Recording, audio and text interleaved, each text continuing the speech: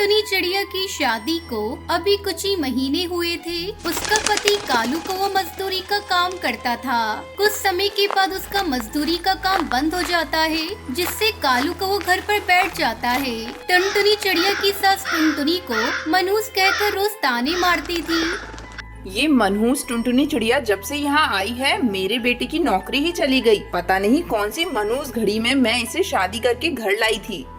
माँ, तुम क्यों टुनटुनी को भला बुरा कहती रहती हो? इसमें इस बेचारी की क्या गलती है? अगर काम बंद हो गया है तो इसमें इसका कोई दोष नहीं। तब तक आप लोग हमारे इस वीडियो को लाइक और अगर आपने हमारे चैनल को सब्सक्राइब नहीं किया है तो जल्दी से सब्सक्राइब कर लें और कमेंट सेक्शन में जरूर बताएं कि आपको हमारी ये कहानी कैसी लगी।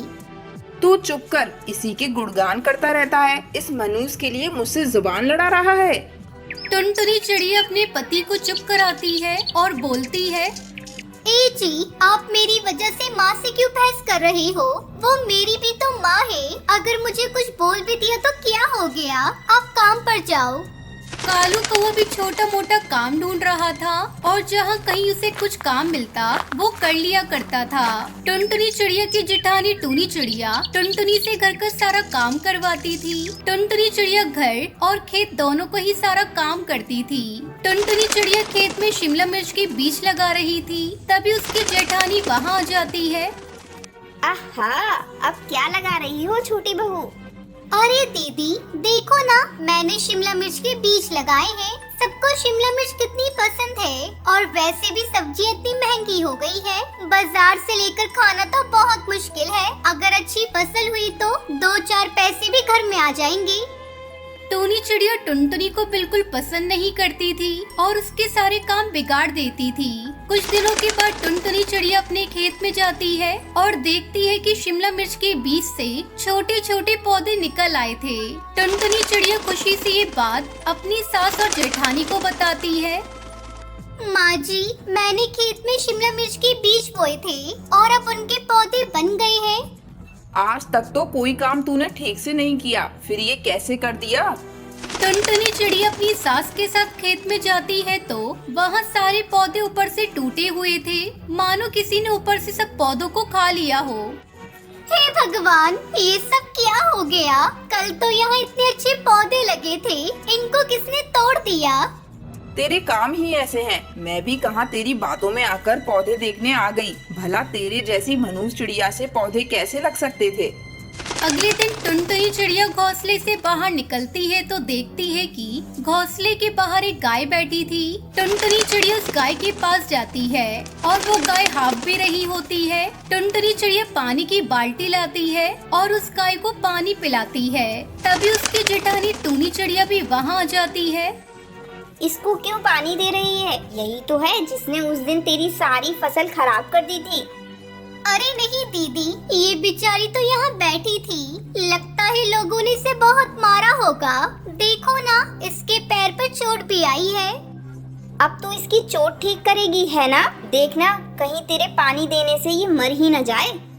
ऐसा कहकर टूनी चिड़िया वहाँ से चली जाती है और सारी बात अपनी सास सुंदरी को बताती है। माँ जी देखो, ये टुनटुनी बाहर आवारा जानवरों को पानी पिला रही है। तभी ये जानवर रात को यहाँ आते हैं और सारी फसलों को खराब कर देते हैं। टुनटुनी चिड़िया की सास बाहर आती है और टुनटुनी को खूब भला बुरा सुनाती है। पता नहीं ये गंवार कहाँ से मेरे गले पड़ गई है। हे गौ माता, अब तो यहाँ से चली जा, नहीं तो ये लोग तुझे मारने लगेंगे। तभी गाय पानी पीकर वहाँ से चली जाती है। उसके जाने के बाद टुनटुनी चिड़िया की सास टुनटुनी को मारने लगती है और कहती है, देख कितना गंद डाल कर गई है। इस गोबर को अभी के अभी यहाँ से साफ कर। माँ जी आप जाइए, मैं इसे अभी उठा देती हूँ। टुनटुनी चिड़िया एक टोकरी लाती है और उस गोबर को उठाकर टोकरी में डालती है। क्यों ना मैं इस गोबर को अपनी खराब हुए पौधों में डाल दूं?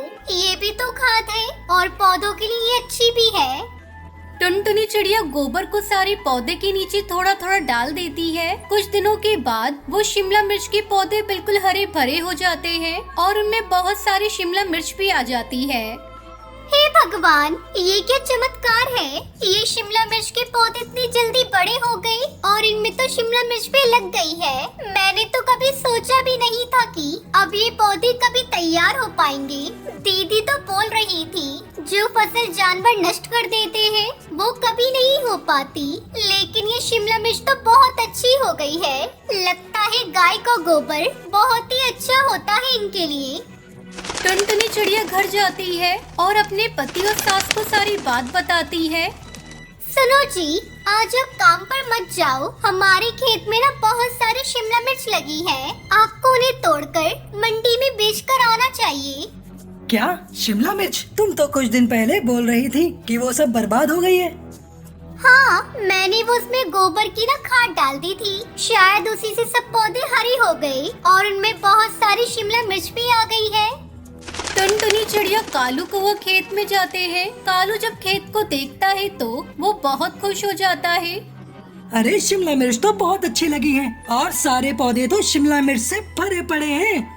फिर वो दोनों मिलकर 5 टोकरियां भरकर शिमला मिर्च तोड़ लेते हैं। कालू को वो उन्हें मंडी में बेच कर आता है, जिसके बदले उसे अच्छे पैसे मिलते हैं। और फिर कालू को वो पैसे ले जाकर अपनी माँ को देता है, जिसे देखकर उसकी माँ बहुत खुश हो जाती है और टुनटुनी चिड़िया से कहती है, बेटा मुझे माफ कर दियो। मैंने तुझे कितना भला बुरा कहा, लेकिन तूने जरा भी मेरी बातों का बुरा नहीं माना और हमेशा मुझे तूने अपनी माँ जैसा प्यार दिया। ये सब तेरी ही मेहनत का फल है बेटा।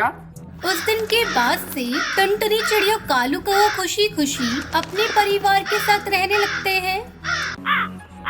दिसंबर का महीना था और कड़ाके की ठंड पड़ रही थी। अपने बूढ़े कपाते हाथों से जब उसने कफन उठाकर देखा तो जोर जोर से रोने लगी। उसके सामने उसके पति की लाश रखी हुई थी। खेत में मजदूरी कर रहे उसके पति को बिजली का करंट लग जाने के कारण खेत में ही वो तड़प तड़प कर अपनी जान गंवा बैठा था।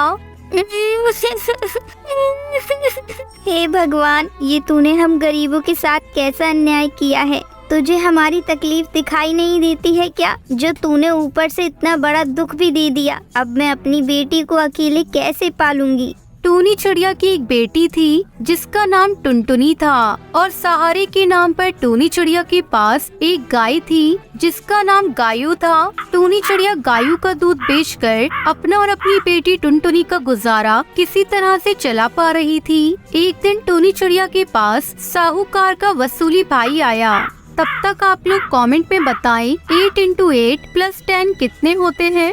अरे टोनी, तेरे पति ने साहूकार से कर्जा लिया था। तेरा पति नहीं रहा तो अब साहूकार का कर्जा तू नहीं चुकाएगी क्या? कर्जा? कौन सा कर्जा? मुझे तो कर्जे के बारे में कुछ भी नहीं पता।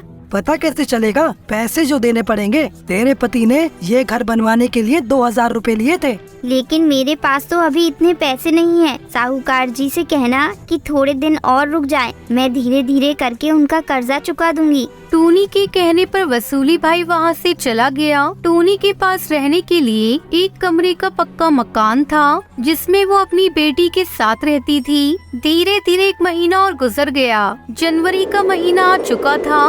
दिन रात बर्फीली हवा चल रही थी। एक दिन साहूकार कड़कनाथ सेठ खुद टूनी चिड़िया के घर आ धमका।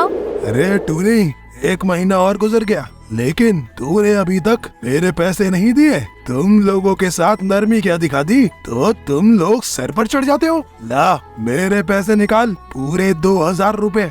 बेचारी टूनी चिड़िया कड़कनाथ सेठ के आगे हाथ पैर जोड़ के गिड़गिड़ाने लगी। मालिक, आप तो जानते ही हैं कि पति के जाने के बाद बेटी की जिम्मेदारी मेरे कंधों पर आ गई है। दूध बेचकर भी 2 वक्त की रोटी का जुगाड़ नहीं हो पा रहा है। सर्दियां गुजर जाने दो मालिक, मैं आपकी एक पाई चुका दूंगी। क्यों, सर्दियाँ बीत जाने के बाद तेरी लॉटरी लग जाएगी क्या? मुझे मेरे पैसे अभी चाहिए, नहीं तो तुझे अपना ये घर छोड़ना पड़ेगा। टूनी के लाख कहने पर भी कड़कनाथ सेठ नहीं माना। कड़कनाथ सेठ पर तो टूनी की बातों का जैसे कोई असर ही नहीं हो रहा था। उसने अपने गुंडों से कहकर टूनी के घर से उसका सारा सामान बाहर फेंकवा दिया और उसकी बेटी को घर से बाहर निकाल दिया। टूनी चिड़िया अपनी बेटी के साथ सड़क पर आ गई। टूनी चिड़िया बहुत रो रही थी। माँ को रोता देखकर उसकी बेटी टुनटुनी चिड़िया बोली, माँ, उस सेठ ने हमसे हमारा घर छीन लिया तो क्या हुआ? हम लोग मिलकर अपना नया घर बनाएंगे। टुनटुनी बेटा, अपना घर बनाने के लिए हमारे पास पैसे नहीं है। माँ, हमें पैसों की जरूरत भी नहीं पड़ेगी। हम सब मिलकर फूस और बांस से अपना घर बना लेंगे।